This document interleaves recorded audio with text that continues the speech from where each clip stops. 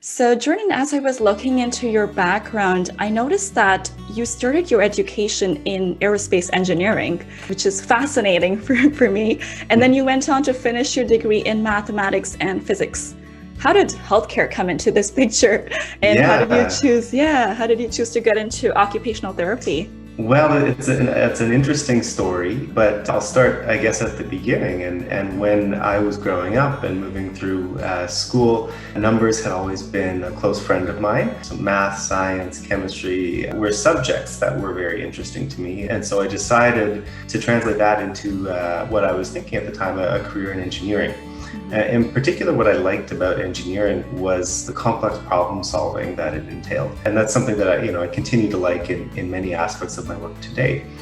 But I guess what caused the shift was my own experience of a mental health condition. I had my first major depressive episode when I was 19 years old, about halfway through my engineering degree. And that caused me to do a number of things, but primarily take a pause from education and look at how to start feeling better myself.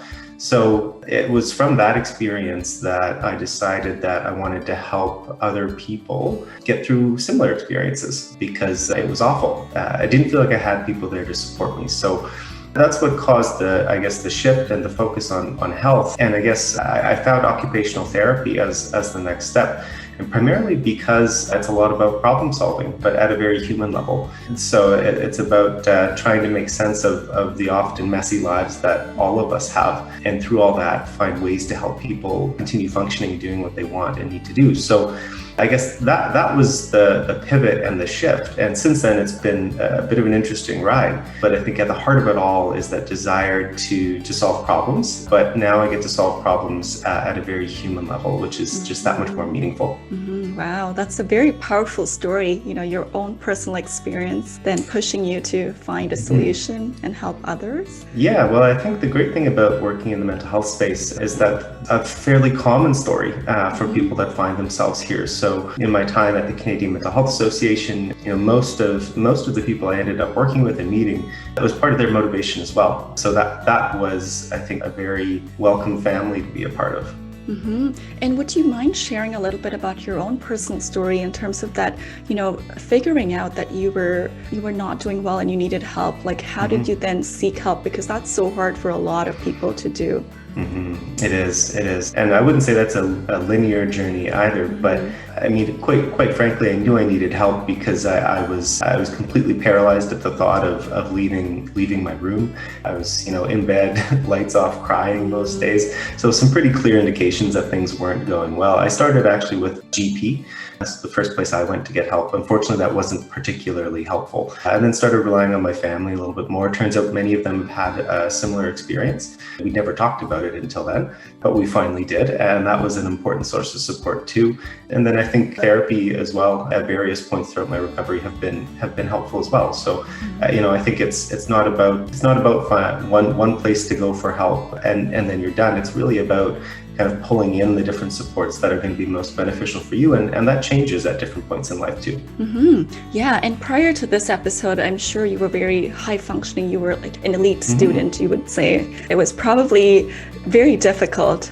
Yeah, absolutely. Yeah, it was. I've always been, I would say I've been certainly academically inclined. I'm typically a very high performer in my career. And when that's not happening, it can take a toll on self-esteem, on mood, and really on, I guess, issues of identity as well. So I think it's a bit of a challenge, but it's a bit of a challenge to be constantly monitoring and adjusting your expectations for yourself. It's a learning process and identifying when your health is maybe not allowing you to perform at your best, and then refocusing your energy on your health as opposed to trying to fight it. That's a lesson that certainly I've learned and continue to learn year after year. Now, you spoke about, the importance of relationships, having people around you. And we always, we hear about having great mentors or coaches or role models. Who in your life has been the biggest inspiration and, maybe a role model to you? That's a great question, and one that I was trying to think of in advance and didn't have a lot of success, unfortunately. But I think if I had to go with my gut answer, role model, not professionally, but I would probably have to default to my dad. And it's a pretty classic answer, I know, but the work ethic of that man, I think, was something that always inspired me. But also his ability to be vulnerable as well. It's not something that I would say he exhibits all the time, but when he does, we pay attention. Like many dads, right? When you do see that side of them, it gives you a whole new respect for them. So I think my dad probably among fathers was on the more vulnerable side, and that's something that I've always respected about him. Something that I've tried to emulate in my life as well. And then on the professional side, I'm grateful to have a number of people that have served as mentors over the years. In particular, a lovely lady named Marion from CMHA here in Winnipeg, who in my early days of trying to be a leader in the organization was, I would say, incredibly gracious with her time, with her knowledge, with, I guess, her support for me. So those would be two, I suppose. Yeah, it's so important for leaders to, when you're in that position of authority or power, to help others, show them the way, sort of nurture them and show them how. Yeah, so that's awesome. And it's funny you speak about your dad, because a lot of leaders, when they talk about their biggest inspiration, it is someone so close to them, like their parents. Yeah, that's awesome. As you were climbing up into those higher leadership positions, did you have mentors to, how did you learn about leadership? I think I learned about leadership by examining the way other people were leading and deciding whether I liked it or not.